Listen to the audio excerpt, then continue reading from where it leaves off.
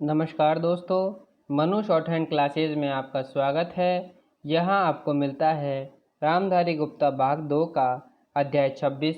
दोस्तों, इस डिक्टेशन की आउटलाइन और पीडीएफ के लिए हमारा टेलीग्राम चैनल ज्वाइन करें। डिक्टेशन 100 शब्द प्रति मिनट शुरू होगी 3 सेकंड बाद।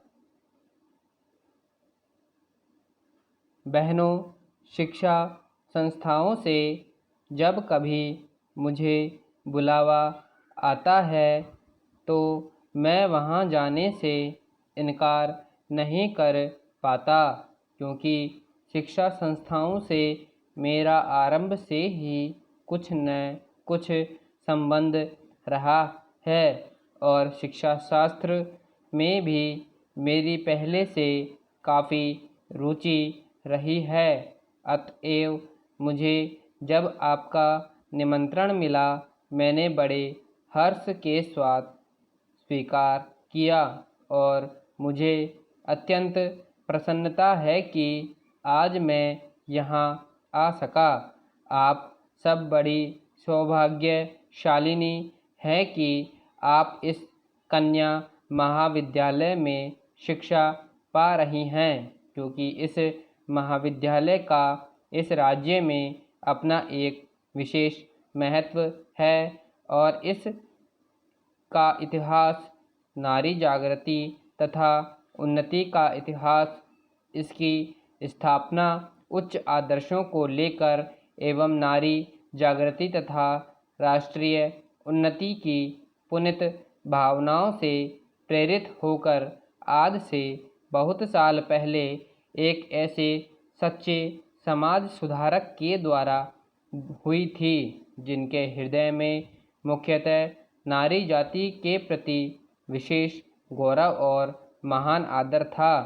आप सबको मालूम होगा कि हमारे देश में 2 प्रकार की शिक्षा संस्थाएं विद्यमान हैं। एक तो वे जो अंग्रेजी शासकों को अपने उद्देश्यों की पूर्ति के लिए स्थापित की गई थी और दूसरी वे जो स्वतंत्र रूप से राष्ट्र प्रेमियों द्वारा राष्ट्रीय भावनाओं से ओतप्रोत होकर अपने देश की संस्कृति एवं सभ्यता को पुनर्जीवित व पुनः स्थापित करने के उद्देश्य से स्थापित की गई थी। आपका यह कन्या महाविद्यालय भी लगभग इन्हीं पवित्र भावनाओं से प्रेरित होकर कुछ साल पहले स्थापित किया गया था और आपके लिए यह बड़े सौभाग्य की बात है कि आप में से कुछ आज इस विद्यालय में अपनी शिक्षा समाप्त कर जीवन के कार्य क्षेत्र में प्रवेश करने जा रही है। उच्च शिक्षा प्राप्ति की उपाधि को जो आपको मिल चुकी है, आपकी एक अमूल्य निधि है, जिससे आपकी गुरुता और भी बढ़ती है। आप में से जो आज प्रमाण पत्र लेकर जा रही हैं, वे इस विद्यालय के सीमित दायरे में से निकलकर जीवन के विशाल प्रांगण में कर्मठ कार्य क्षेत्र में प्रवेश कर रही हैं।